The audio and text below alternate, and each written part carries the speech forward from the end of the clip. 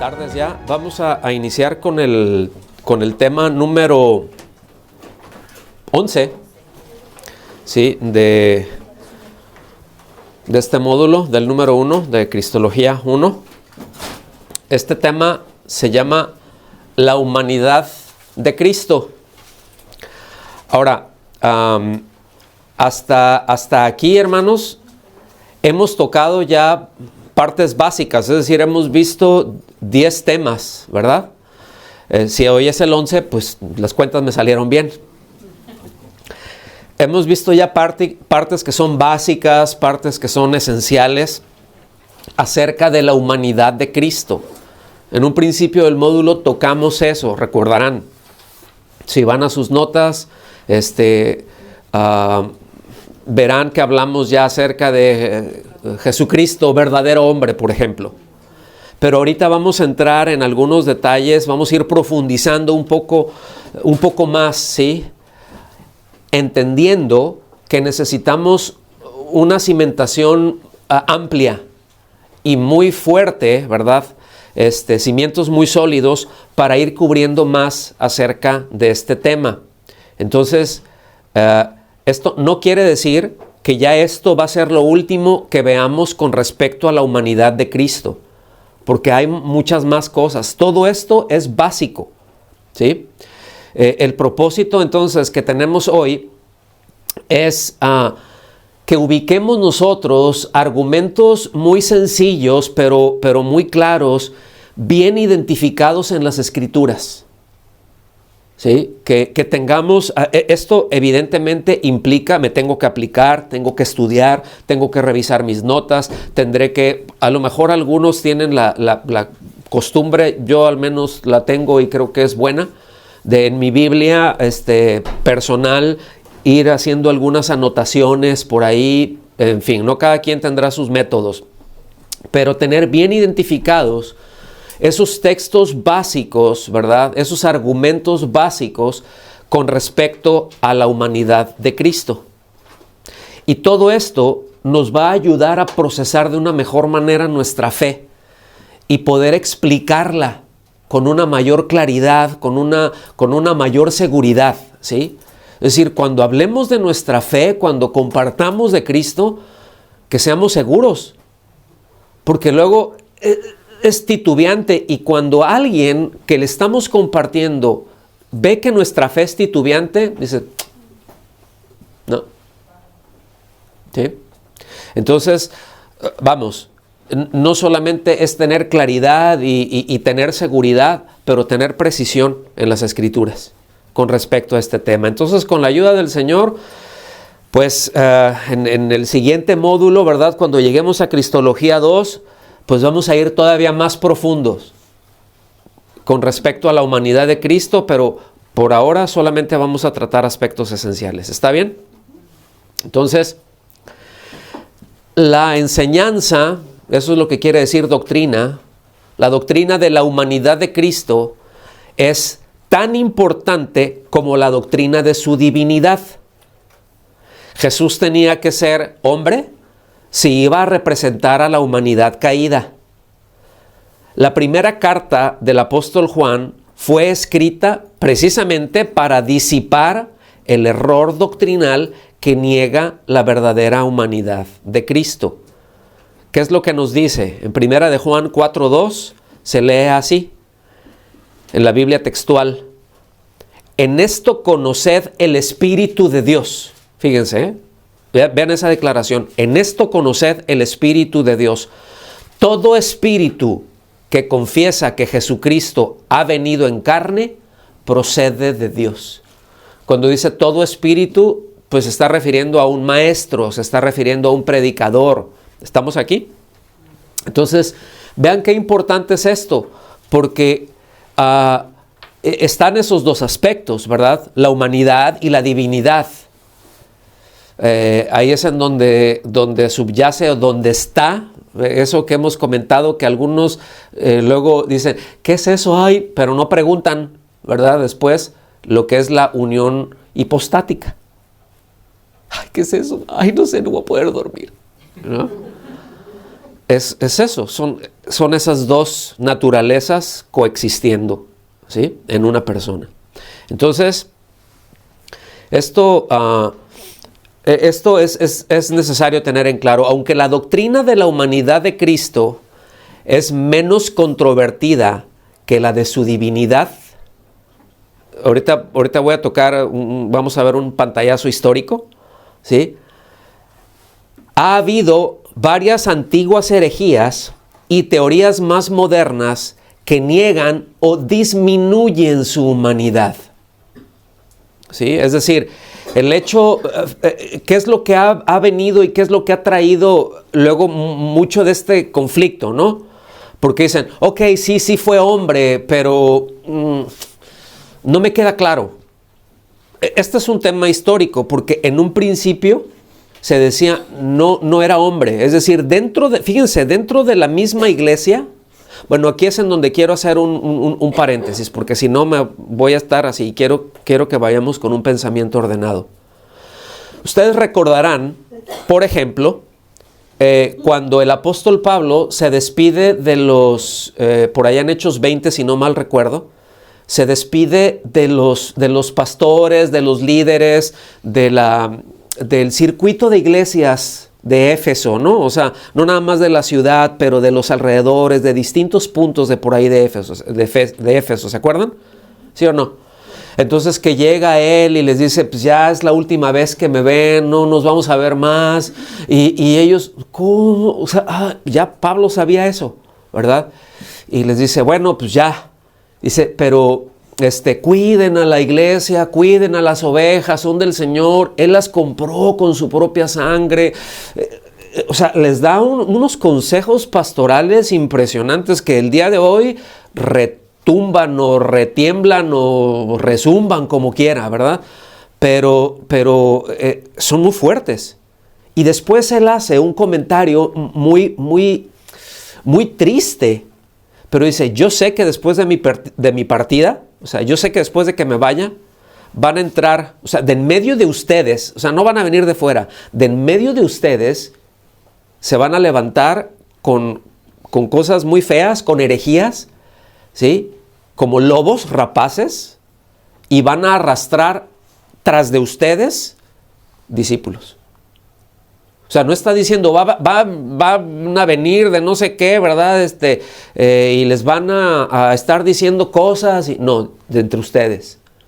Y eso, hermanos, nos debe de hacer temblar. Yo no sé, a mí como pastor, eso me hace temblar. Porque me deja ver la imperiosa necesidad que tenemos todos los discípulos de Cristo. ¿Cuántos discípulos de Cristo hay aquí? Ok. Todos los discípulos de Cristo, de centrarnos bien en la doctrina bíblica, ¿sí? De centrarnos en lo que la Biblia dice, no en lo que fulanito de tal dice, no en lo que el pastor de última moda dice, no en los ismos. Cuando me refiero a los ismos, luteranismo, calvinismo, arminianismo y todos esos ismos, ¿verdad? O sea, es decir, todas esas corrientes, todos esos sistemas teológicos que alguien más desarrolló, y debo decir, todos tienen fallas. Entonces, ¿en quién nos debemos de centrar? ¿En quiénes estaban centrados los discípulos de Cristo? Los apóstoles, a quien dirigían, ¿sí?, la enseñanza. ¿La enseñanza de quién daban ellos? La enseñanza de Cristo. No mi conclusión, no. ¿Ves? Cero conclusiones propias. ¿Sí? Entonces, ¿por qué menciono todo esto? Bueno, porque Juan, en algún tiempo, él estuvo pastoreando la iglesia de Éfeso y todos sus derredores, o sea, todo el circuito de ciudades, de iglesias que habían. Y ahí les va dirigiendo esta carta. Y lo que le está diciendo, aquí entre nosotros, ya hay quienes andan diciendo de que el Señor no era humano. Ahora sí que, ¿ustedes creen? Lo estoy parafraseando. ¿Sí? ¿Ustedes creen? Si nosotros lo vimos, lo tocamos, lo olimos, comimos con Él, nos reímos con Él, dormimos, lo despertamos, nos despertó, oramos, o sea, compartimos la vida. O sea, ¿cómo me dices que no? Y no soy nada más yo, ¿verdad? Y uno que otro. Fuimos muchos. Entonces, eso, porque luego les voy a mandar un artículo para que lo tengan más completo, pero a eso se les llamaban los que traían esa herejía de que, bueno, sí es humano, pero así como que no mucho, ¿no? Eran docetistas, se les llamaba. ¿Ok? Entonces, él les está diciendo, no, sí vino. Y el que diga otra cosa, el que diga que Cristo no vino en carne, no es de Dios, o en otras palabras, de una manera positiva, todo el que enseña que Jesucristo es humano, verdaderamente hombre, él procede de Dios. ¿Sí? Entonces, eso era algo esencial, es algo esencial. Y bueno, ya después se van a causa de distintas filosofías, o sea, a causa del neoplatonismo, del neoaristotelismo, por así decirlo, del maniqueísmo incluso, muchas corrientes filosóficas que habían en ese entonces, les creaba el conflicto de que, bueno, sí es cierto que Cristo Jesús es humano, pero sin pecado. Eso les causaba un problema. Ahora, eso era una cuestión filosófica. La Biblia es clara, ¿verdad que sí? Y dice que como hombre, como todos nosotros, pero sin pecado. O sea, es una declaración categórica, ¿sí?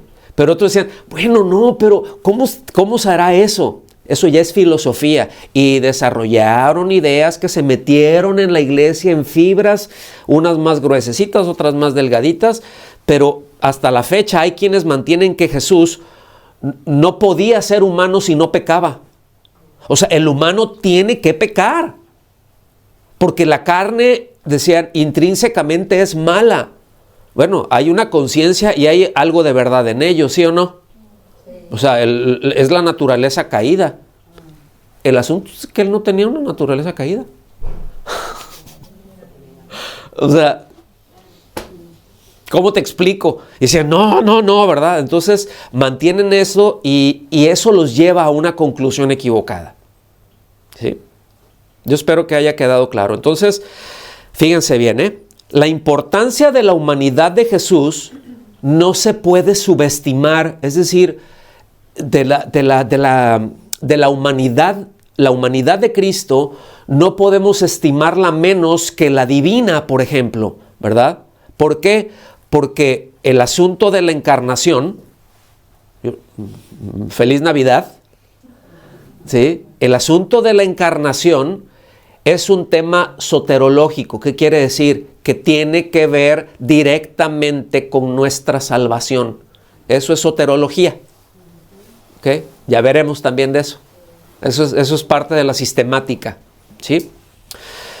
Entonces, pertenece a nuestra salvación.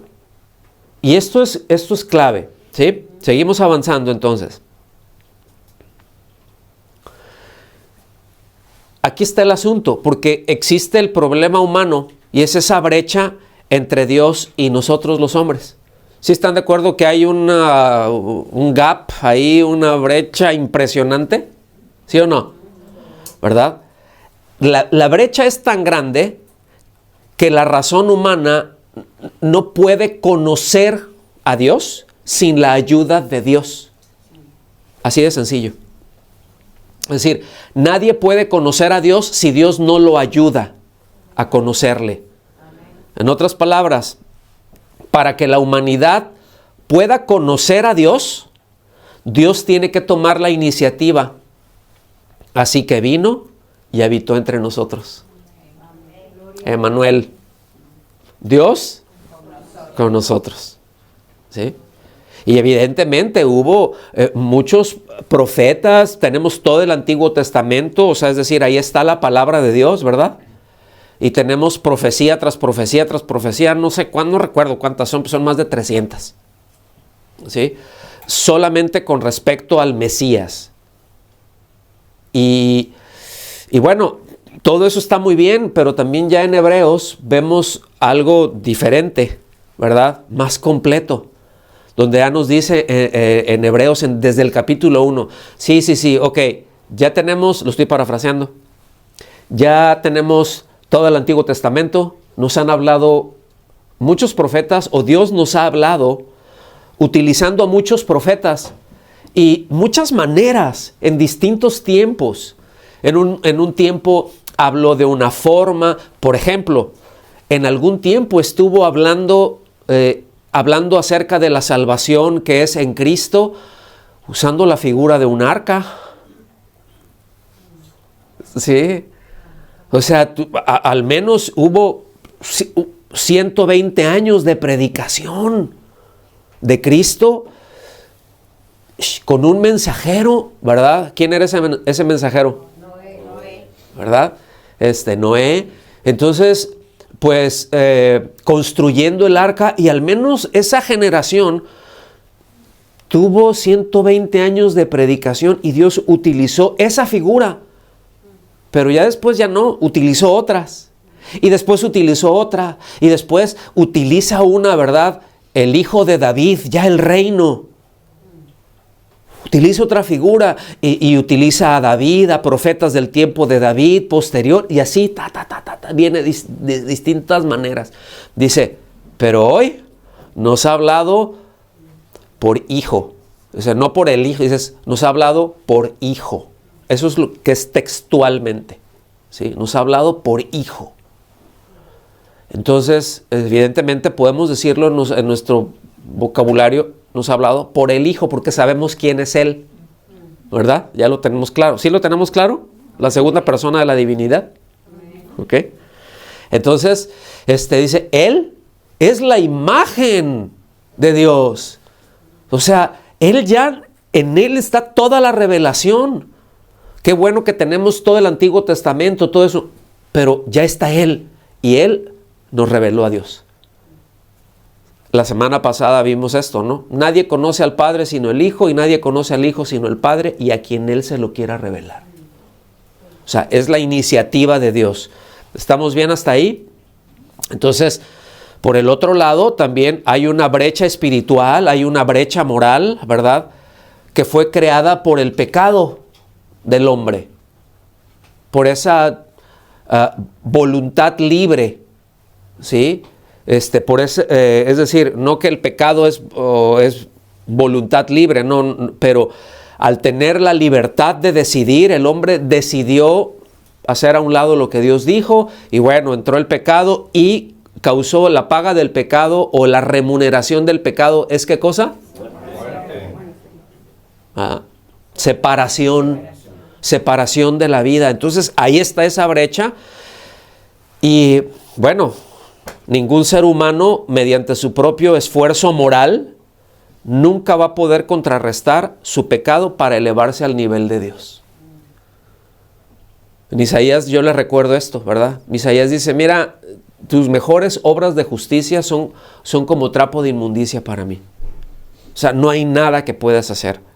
Yo lo voy a hacer.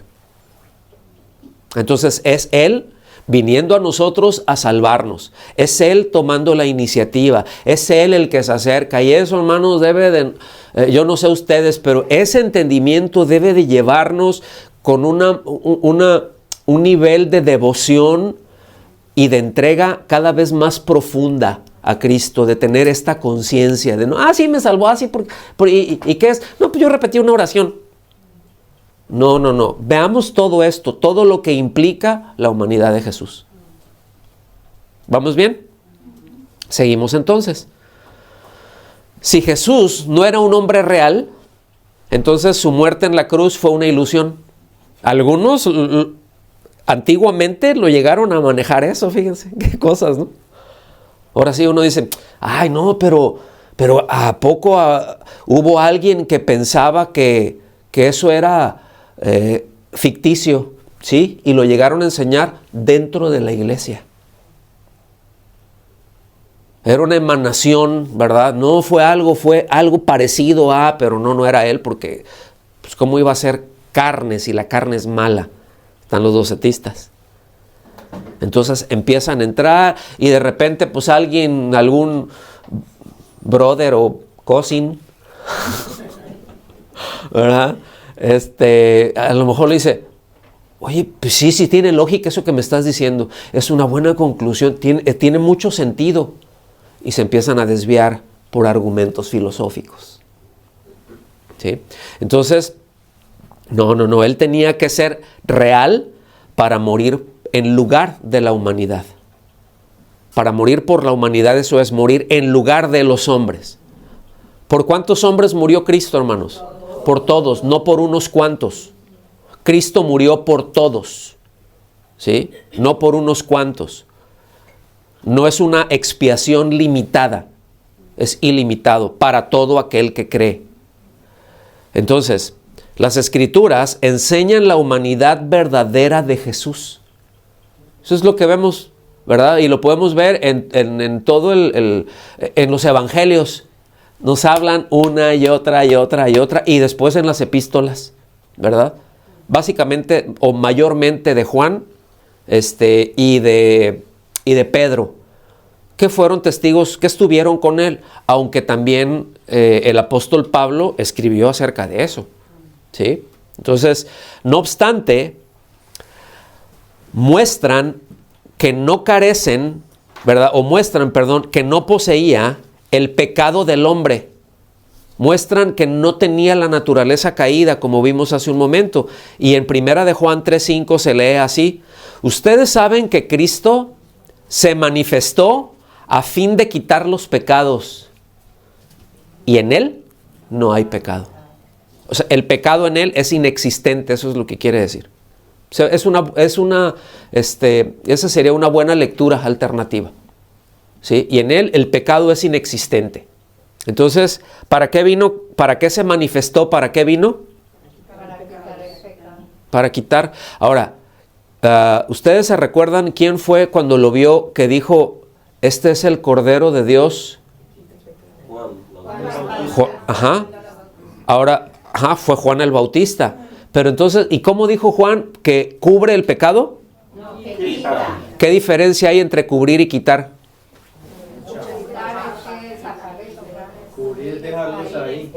Cubrir es así como algunos le hacen cuando están barriendo, ¿verdad? Y, ay, ¿dónde está? Ay, pues aquí está este tapete, va para abajo. Y ya no se ve, pero ahí está. Quitar es métele la aspiradora. Ya no está. ¿Estamos aquí? A eso vino el Señor. Y bueno, este es todo un tema, pero seguimos avanzando, porque hay mucho todavía que cubrir. Entonces, para que haya comunión entre Dios y los hombres, tienen que unirse de alguna manera. Pues eso es comunión. ¿Qué voy a tener en común? ¿No? O sea, ¿cuál es el vínculo? ¿Cuál es ese puente? Entonces, esto, es decir, este puente, este vínculo, se entiende que se consiguió mediante la encarnación. Emmanuel, ¿sí? En esa encarnación está la deidad y la humanidad unidas en una persona. ¿Cómo se llama eso? Unión. Ándele. Eso es. Esa es la forma más sencilla de explicarla, ¿sí? La deidad, la humanidad unidas, coexistiendo en una persona. Eso es la unión hipostática. Entonces, la validez de la obra llevada a cabo con la muerte de Cristo depende de la realidad de su humanidad. Como mencionamos hace un momento, si tenía que ser verdadero hombre, 100% hombre, pues para poder morir, ¿verdad? Entonces, vean lo esencial de esto. Dice, al igual que su eficacia depende de su deidad. O sea, tenía que ser 100% hombre para que su muerte pudiera ser efectiva, ¿sí? Pero también, o eficaz, ¿verdad? Pero también tenía que ser 100% Dios para que fuera eficaz. Si no era 100% hombre, pues no hubiera muerto. Y si no fuera 100% Dios, pues no nos puede redimir, no nos puede salvar, ¿sí? o sea, habría sido un mártir. Hay muchos hombres que mueren por una causa y proveen muchas veces la muerte de uno o muchos hombres, pues el beneficio para otros. Pero eso, estamos hablando de beneficios temporales nada más, ¿sí? No de salvación. Entonces, además, o sea, está esa parte, ya quedó claro, ¿no? Su muerte, evidentemente su resurrección, pero a causa de esa unión, ¿cuál es esa unión de las dos naturalezas? Hipostática. El ministerio intercesor de Jesús depende de su humanidad. ¿Ok? Depende de su humanidad. Al ser realmente uno de nosotros, experimentando todas las tentaciones y pruebas humanas. Pasó por todo. Fue tentado en todo, pero no pecó. Es decir, Él sabe por experiencia, Cristo sabe por experiencia lo que es la tentación. ¿Sí? Lo que es el sufrimiento, lo que es el dolor. Por eso es capaz de entender y de comprender nuestras tentaciones como humanos. ¿Sí? Por experiencia, no solo por conocimiento. El Padre tenía el conocimiento, ¿sí? Pero el Hijo, la experiencia. Y ahora Dios puede tenerlo por el Hijo, puede tener por conocimiento y por experiencia lo que es la tentación. Eso es maravilloso, hermanos. Eso es maravilloso. Por otra parte, si no era humano o solo humano o medio humano, de forma incompleta, una emanación o algo así, ¿sí? Como dicen los testigos de Jehová, no podría interceder como lo hace un sacerdote a favor de los que representa.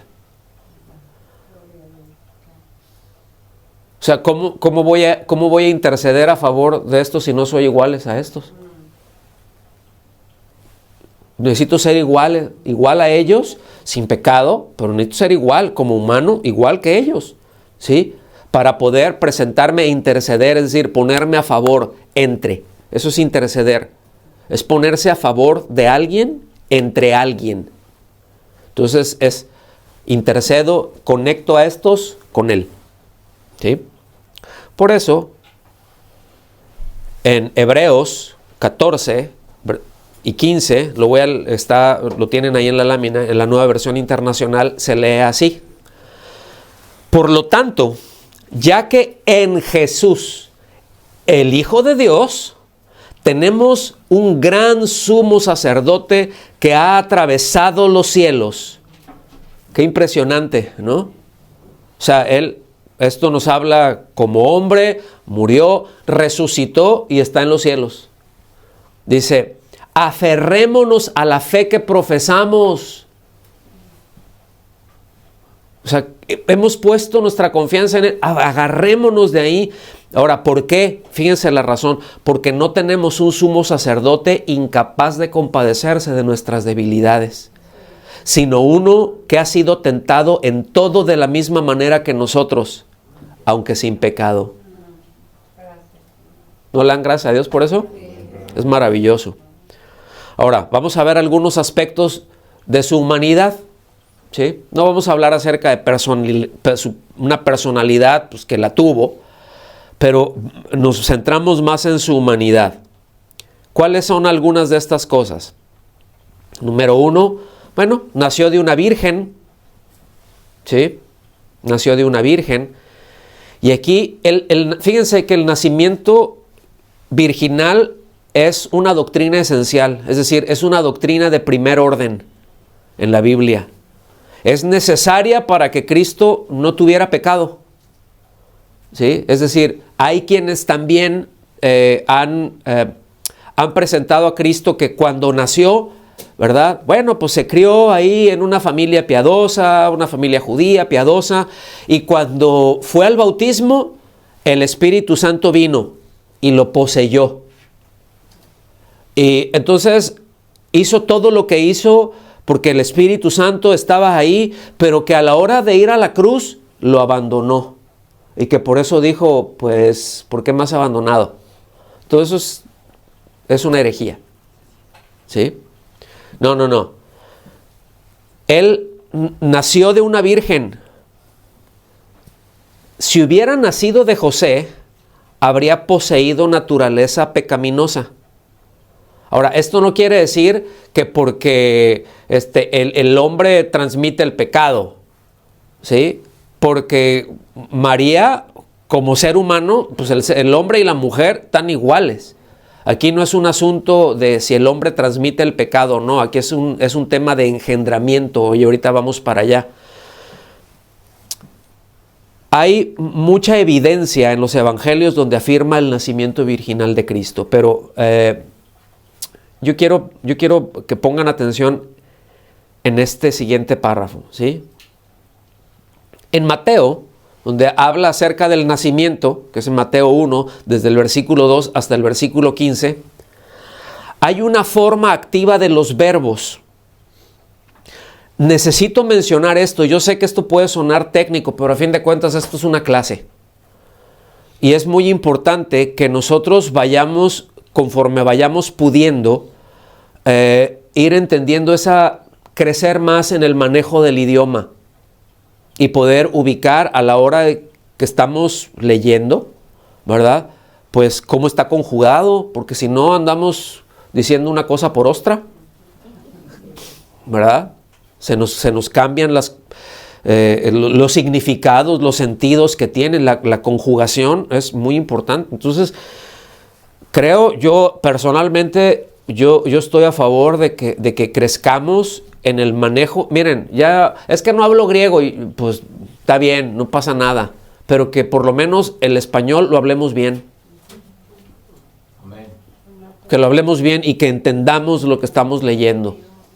¿Sí? Entonces, ahí hay una forma activa. Ahorita les explico qué es una forma activa, pero hay una forma activa de los verbos. Por ejemplo, cuando dice, Abraham engendró a Isaac. ¿Ok? La conjugación es una forma activa. ¿Sí? En el griego, la forma activa es el vocablo griego. No se preocupen, nada más se los voy a decir para que vean las diferencias. Es el vocablo griego ganao, ¿sí? Y la forma pasiva es egenete. Es la misma raíz, es engendrar, pero tienen formas distintas. Ok, cuando habla que Abraham engendró a Isaac, dice Abraham ganao a Isaac. O sea, lo engendró. Es una forma activa, ¿sí? Eso está ahí en el versículo 2. Pero si vamos más adelante, ahí mismo, y llegamos hasta el versículo 16, hay un cambio deliberado a una forma pasiva, ¿ok? De ese verbo, que es lo que hace es describir el nacimiento de Jesús, cuando nos dice, ¿verdad?, de la cual nació Jesús. No dice que José engendró a Jesús. Dice que Jesús nació de María. Es decir, Jesús nació sin la participación de José. Qué importante es tener claro la forma en la que está conjugado. ¿Por qué? Otra vez, aquí si quieren tomar nota, está bien. Si no, más adelante pueden escuchar la grabación y vamos a seguir trayendo estos puntos porque son claves. La forma activa de un verbo siempre indica que el sujeto es el que realiza la acción. ¿Ok? Es decir, cuando dice que Abraham engendró a Isaac, ahí ¿quién es el sujeto? Abraham. ¿Y cuál es el verbo? ¿Cuál es la acción? Engendró. O sea, fue Abraham el que lo hizo. ¿Está bien? Ahora, la forma pasiva, el sujeto recibe la acción del verbo. Ajá. Es decir, cuando dice es Abraham, el que engendró. Él es el que tiene, salud, Él es el que tiene, Él es el que lleva a cabo la acción. ¿Sí? Pero en este caso dice, de la cual nació Jesús de María. Ahí ya es al revés. Ahí ya el sujeto es el que recibe la acción del verbo, no el que la lleva a cabo. Bueno, espero, si no, estúdienle. ¿Sí? O sea, no dice que María fue la que, o que José llevó a cabo. No, no, no. Sino que Jesús recibió de María su humanidad. Sin la participación de José. Entonces, bueno, no los quería hacer un lío, pero ya ni modo. Ahora si aguantan y se queman las pestañas. Es gracias a Dios, ¿verdad? O al menos tú lo entendió. Otro punto, tuvo un cuerpo verdadero de carne y sangre. O sea, no era así como que, ay, es un espíritu. Porque otra vez algunos decían eso. Llegaron a enseñar eso, de que Jesús era un espíritu. Sí parece como humano. Y ¿cómo que parece? ¿Sí? Si come, huele, duerme. Yo no sé si ronca, a lo mejor sí, pues ya bien cansado. No lo sé. Pero todas las características de un humano. Entonces, el cuerpo de Jesús era como el cuerpo de los otros hombres, excepto por las características resultantes del pecado y el fracaso humanos. O sea, no tenía pecado, pues. Lo estoy repitiendo de distintas maneras. Al describirse en los capítulos 1 y 2 de Lucas, lo que se describe es cómo llega, ¿no? El embarazo de María y su alumbramiento. Se afirma al verdadero Salvador de la humanidad. Nació, estuvo ahí, lo envolvieron en pañales. Pues tú no puedes envolver en pañales a un fantasma. Porque no tiene materia. Necesitas algo material para poder envolverlo. Por ejemplo, ¿verdad? Pero habla del alumbramiento, fueron, lo vieron, y yo no sé si algunos lo cargaron, porque no nos dice, ¿no? A mí me gusta pensar que sí, fíjense. A mí me gusta pensar que cuando llegaron estos sabios de Oriente, ¿verdad? La Biblia dice magos, pero no es porque anduvieron, ay, me saco un conejo de la manga, ¿no? No, o sea, bueno, o una gallina, ¿verdad? Porque el conejo, pues como es inmundo, pues no. O sea, se les refería a ellos como gente de ciencia. ¿Sí? A eso se está refiriendo. Era gente que sabía mucho, era gente que tenía mucho conocimiento y que ese conocimiento, fíjense, los llevó al Señor.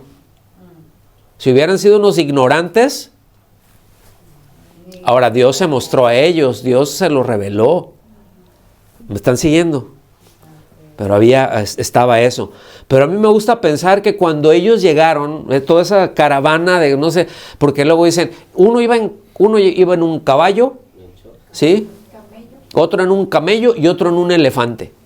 Bueno, ahí te encargo llevándote un elefante desde Babilonia hasta, ¿verdad? No sé de dónde lo sacan, pero bueno, ¿sí? Dicen que es Melchor, Gaspar y Basaltar. Ese es el que, ¿verdad? Entonces, digo, yo no sé eso, los nombres, no, pues eso ya es dentro del catolicismo, ¿no? Una tradición, no sé de cuándo, la verdad es que no me he puesto a averiguar de cuándo surge, pero imagínense, ni tampoco nos dice cuántos eran, a lo mejor eran 2, 3, 10, no sabemos. Se asume que fueron 3 porque era oro, mirra e incienso, ¿sí? Dicen, pues cada uno llevaba un cofrecito. Pues miren, llevaban lo suficiente para que con eso vivieron al menos 2 años en otra nación hasta que regresaron. Entonces ahí está la provisión de Dios. Ahí está la providencia. Pero me gusta pensar que llegaron y lo vieron ahí, dice que al niño ahí envuelto en pañales, en un pesebre, y yo no sé, ¿verdad? Cuando entraron, y qué cosa más maravillosa, ¿me dejas cargarlo? Y pues María, pues una jovencita, sí, y José también así, pues sí, y cargarlo, y el otro, déjame, no sé, no dice la Biblia, pero yo asumo, me gusta pensar que sí. Como no dice que no, pues yo digo que sí. Para mí, no es una doctrina, ok, aclarando. Entonces, pues vean, hubo muchos elementos, ¿verdad? Algunos no se van a incluir, pero todo lo que vamos a ver aquí enfatiza la verdadera humanidad. Se le reconoció como judío, ahí está, en Juan 4:9. Se le reconoció como el carpintero que tenía hermanos y hermanas, Mateo 13:55. Sufrió grandemente en su cuerpo, experimentando el dolor de los azotes. O sea, le desgarraron la piel, no fueron latigacitos, le arrancaron la piel. Eso está en Juan 19:1. Padeció el horror de la crucifixión, Juan 19:18. Tuvo sed en la cruz, muy humano. No quiso tomar nada cuando se lo acercaron, ¿no? O sea, nada que mitigara eso. O sea, es ahora sí que full price, nada de rebajitas, ¿sí? Entonces, otra vez, todo esto enfatiza la humanidad de Cristo. Nada de esto podría ser en alguien inmaterial. ¿Estamos aquí? Por el otro lado, pues tuvo un desarrollo normal. Nació, ¿sí? Le cambiaron los pañales, iba al baño, o sea, tuvo un desarrollo normal. Lucas capítulo 2, versículo 52 dice, y Jesús crecía en sabiduría, digan conmigo sabiduría, digan conmigo en estatura, digan conmigo y en gracia, dice, para con Dios y los hombres. ¿Sí? Entonces, fíjense, toda la riqueza que hay en un solo versículo, en una sola línea, ¿verdad? O dos líneas, o tres, dependiendo del tamaño de la letra. Pero en esa idea, ¿verdad? Describe el desarrollo de Jesús en 4 áreas. El área mental, el área física, el área espiritual, el área social.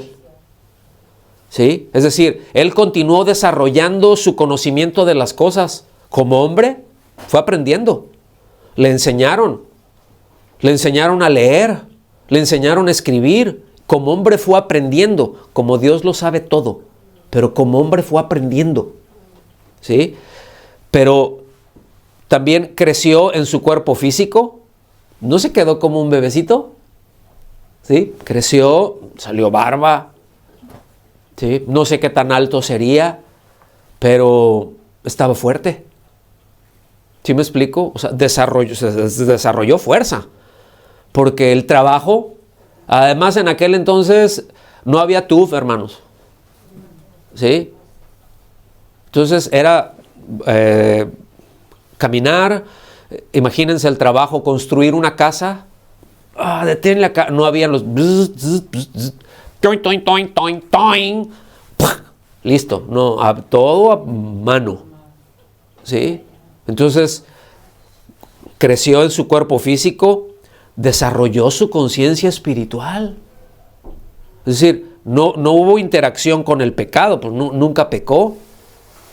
Aunque él sabía quién era, porque hay quienes dicen, no, es que él no sabía quién era, o sea, la muerte de Jesús fue accidental. Él fue asumiendo. Bueno, todos este tipo de cosas se dicen hoy. ¿Sí? Y ahorita voy a llegar un poquito más para allá. Entonces, se desarrolló, cuando hablamos de que hubo esa conciencia espiritual, pues creció en gracia para con Dios. ¿Sí?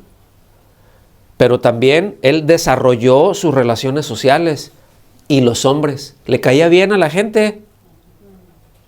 Nunca ofendió a nadie. Nos gusta estar con gente respetuosa, ¿sí o no? con gente que en algún momento dado, pues uno puede platicar muy a gusto y relacionarse. Imagínense qué bonito habrá sido relacionarse con el Señor. Imagínense los hermanos y las hermanas del Señor. Nunca los ofendió, nunca les hizo un bullying.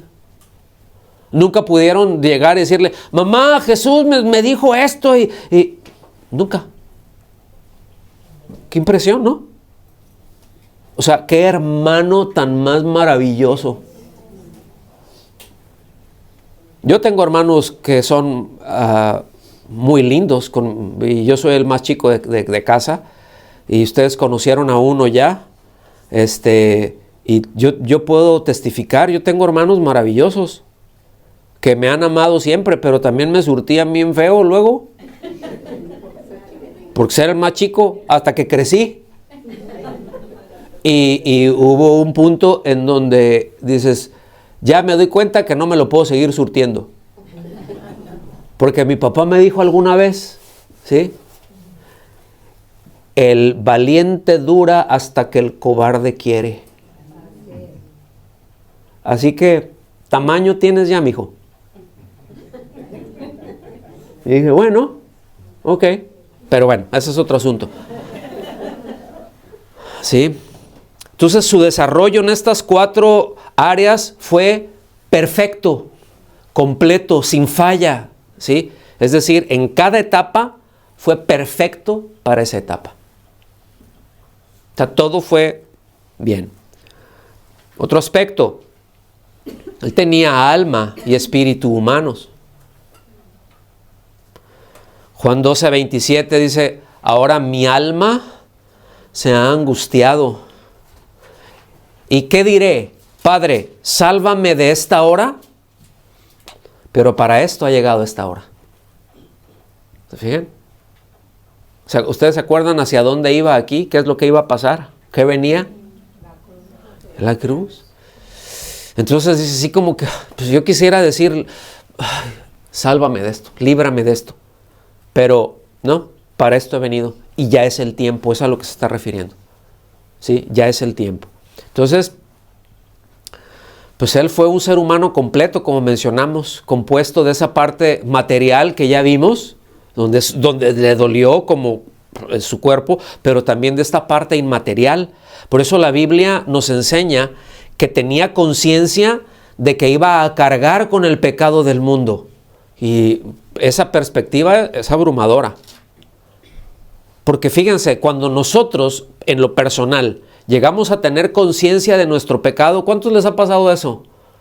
Que dices, sí, la verdad que, como les enseñé ¿verdad? La semana pasada, qué gacho soy. O sea, qué horrible, del griego, horrible en gran manera. ¿Cómo pude hacer esto? ¿Cómo me pude conducir de esta manera? Bueno, pues es que está esa conciencia y está ese dolor. Ahora, imagínense, eso es nada más por el pecado de nosotros.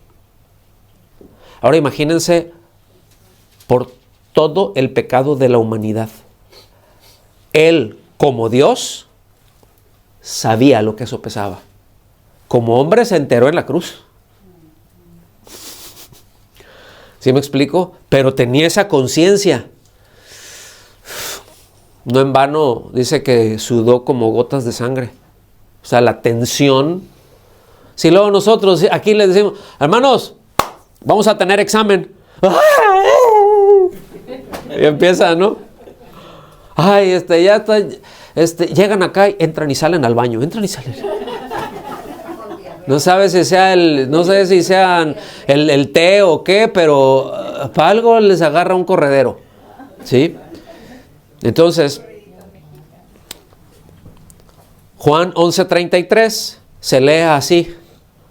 Jesús entonces, al verla llorando y a los judíos que la acompañaban también llorando, se estremeció interiormente y se conmovió. Ay. Este pasaje describe en términos muy fuertes la emoción que tuvo ahí en su espíritu humano cuando murió Lázaro. Nosotros vemos así, se estremeció interiormente y se conmovió. Es así como que, se sintió, pues ya se murió mi amigo, pero hay algo más. Ahorita vamos a ir para allá. El verbo que se traduce como estremeció o como estremecer quiere decir un ruido fuerte e inarticulado que se utilizaba para describir el resoplido de los caballos. ¿Cómo hacen los caballos? Cuando están acá, o que ya se paran, o que andan alterados. ¿Sí? ¿Lo han escuchado? ¿Han estado con un caballo alguna vez o nomás en las películas? Si alguien ha montado o ha estado con un caballo, de repente es ese resoplido, ¿no? Es muy fuerte. ¿Sí? Y bueno, ahora, cuando se utiliza para los hombres, no quiere decir que los hombres anden... ¿Sí? No, pero cuando se utiliza para los hombres, denota ira, denota enojo. Cuando está uno enojado, es decir, no es una emoción ligera. ¿Sí? ¿Cómo hacen cuando hay algo que los prendió? Muchas veces no andamos haciendo... Pero a veces no haces...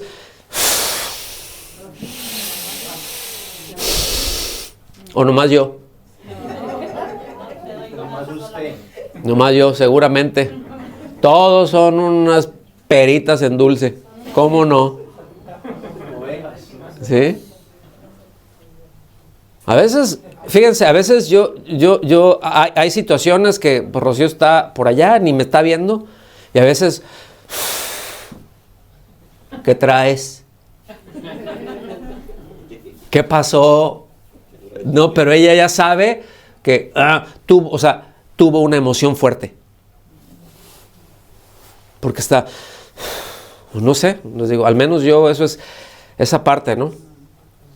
Entonces, hay algunos, fíjense, exégetas, esto nada más se los digo porque son comentarios, ¿no? Que andan por ahí y que que están puestos y que no está de más saberlos, pero que consideran que esa palabra debería de traducirse, el se estremeció, como furia.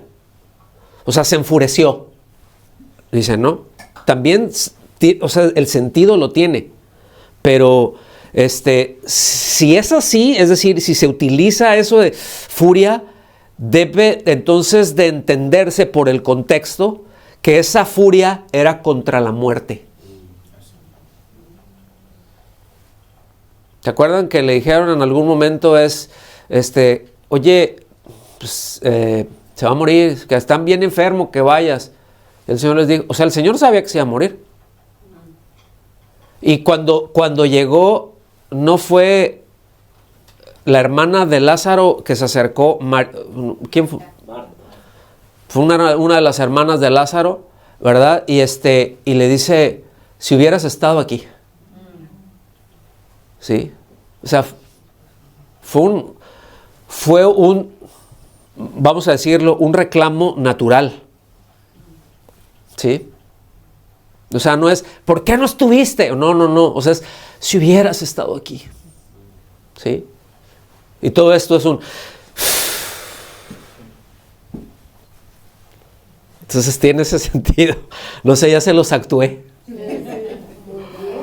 No, pero el Evangelio de Juan entonces indica que en su espíritu humano que estuvo atribulado, ¿verdad? Dice, se estremeció interiormente y se conmovió. O sea, estos son emociones, hermanos. Le meto velocidad. Tenía características propias de un ser humano. Todas estas que estamos viendo son características propias de un ser humano, pero vamos a ver algunas más. Jesús tuvo hambre.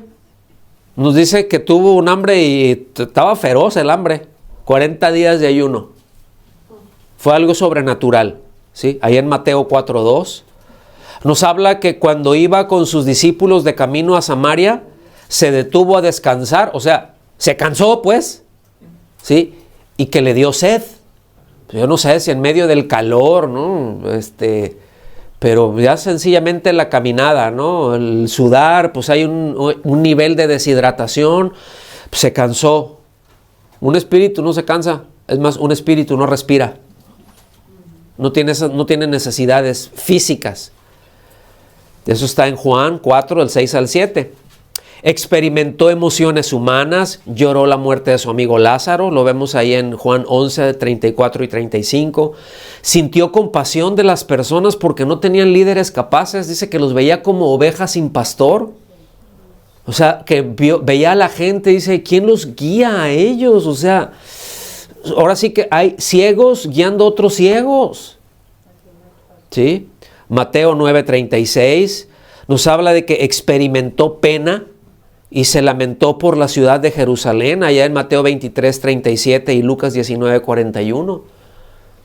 ¿Verdad? O sea, cuando llega y ve a Jerusalén, o sea, desde afuera y la ve abajo, y dice, si hubieras entendido el tiempo de tu visitación, ¿sí?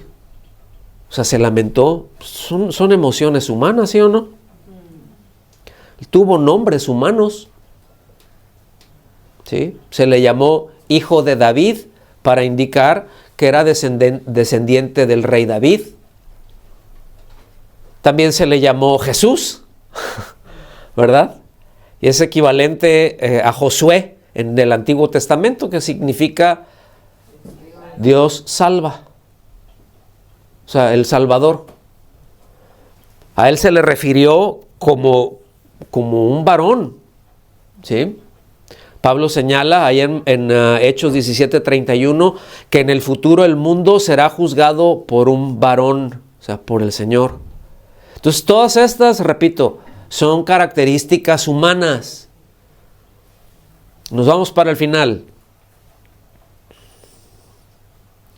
En su humanidad, también Jesús es mediador entre Dios y los hombres. Es el vínculo, eso es lo que quiere decir. Es el único mediador. ¿Sí? No hay otro nombre en el cielo dado a los hombres en el que el ser humano pueda ser salvo. Hay un solo mediador. ¿Sí? Eso es lo que nos dice primero a Timoteo capítulo 2 versículo 5. Porque hay un solo Dios, uno solo, y también un solo mediador. ¿Cuántos mediadores hay? ¿Quién es? Dice, un solo mediador entre Dios y los hombres. Cristo Jesús, hombre. Para ser mediador tenía que ser hombre. ¿Ok? Entonces con esto terminamos la lección del día de hoy y otra vez la parte favorita. Es lo mismo.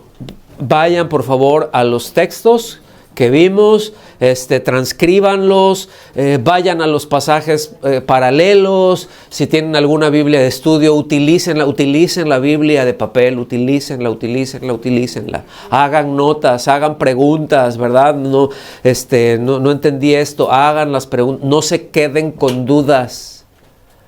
¿Sí? Que luego, si hay dudas, al final podemos tratarlas, no se queden con las dudas, ¿no? Luego, ahí en Koinonía, ¿no? ¿Y qué dijo? No sé, ¿tú entendiste? No, yo no. ¿Y por qué no preguntas? No, pues no sé por qué. Si hay cámaras y micrófonos ocultos, ¿sí? Y ahí está ahí el espíritu que le revela a uno. Bueno, que Dios los bendiga.